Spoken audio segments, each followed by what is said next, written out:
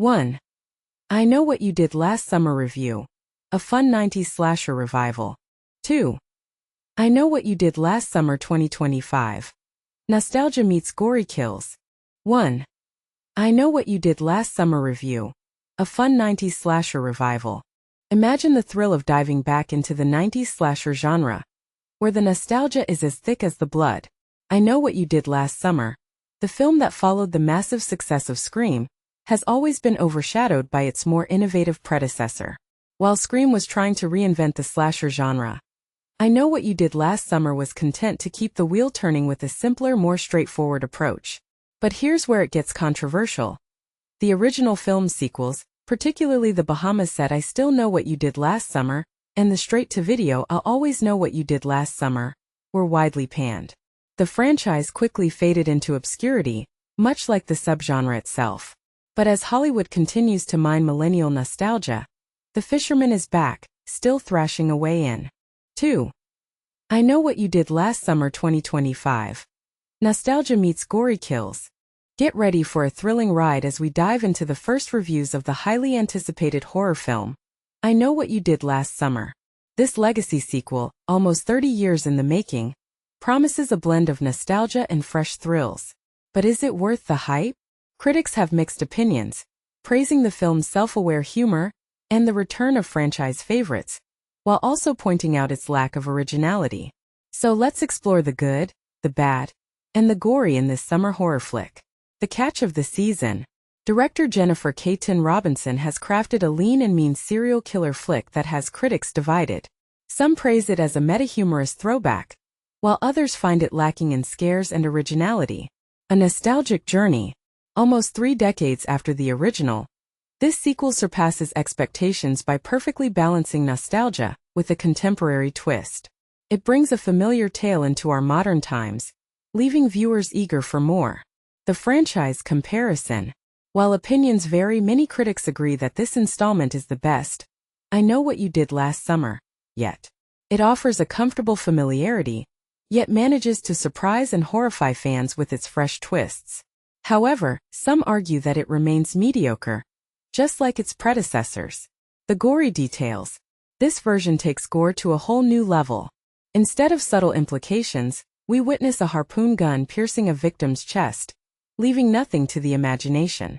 The body count is higher, and the gore is more gruesome, pushing the boundaries of the R rating. A whodunit twist. With the slasher elements staged in a restrained manner, the film takes on a whodunit vibe, adding an extra layer of intrigue and suspense. Legacy sequels and comparisons.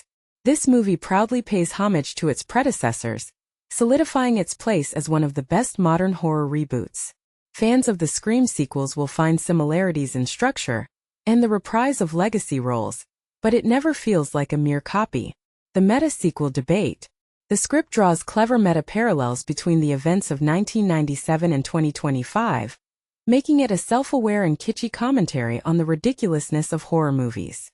Some critics argue that it's not as intelligent as it aims to be, while others find its ironic tone lovable and genuine. The necessity question. While some question the need for this reboot, others find it unpretentious and pleasurable enough to be enjoyable. Critics like Matt Singer argue that the film industry could use more original ideas, but this one is entertaining enough to be forgiven. Scary or not, harpoons take on a whole new level of terror in this film. While there are solid jump scares, especially in the early moments, the overall consensus is that it lacks true scares. Some critics argue that the film telegraphs its jump scares too much, while others find the humor that follows the kills to be a refreshing twist. The kills. The kills are vicious and brutal, adding an extra layer of horrified shock. However, some critics argue that there are no great kill sequences, and the lack of satisfying payoffs is noticeable. The script. The new I Know What You Did Last Summer strains credulity, resulting in a narrative that is inconsistent and illogical at times. The finale, in particular, is seen as a stretch that may upset longtime fans. Humor and horror. The film embraces humor, bringing it to the forefront, but it doesn't shy away from brutal torture scenes. While some critics find the humor to be well-placed, others argue that it forgets to be funny for long stretches. The returning stars. Jennifer Love Hewitt and Freddie Prinze Jr. deliver a performance that will leave you yearning for more. Their on-screen chemistry as sniping ex-love interests is a highlight of the film. Prinze, in particular, has evolved as an actor, delivering a convincing portrayal of a man haunted by his past. Standout performances. Madelyn Cline steals the show as the newest scream queen. Her comic timing and flair for comedy make her a standout in the film. Cline's performance as Danica, a Helen surrogate, is hilarious and genuine, commanding every scene she's in. Criticisms and complaints. Critics point out the film's slow start and overly familiar elements. The third act is seen as a weak point, with an overcomplicated and ill-plotted story that drags the momentum. Some argue that the film has too many endings, leaving a sense of anticlimax. The future of the franchise. Despite the criticisms, many critics and fans are eager for more. I Know What You Did Last Summer opens in theaters on July 18, 2025, and it seems that audiences are ready to continue the journey, even if it means more legacy sequels.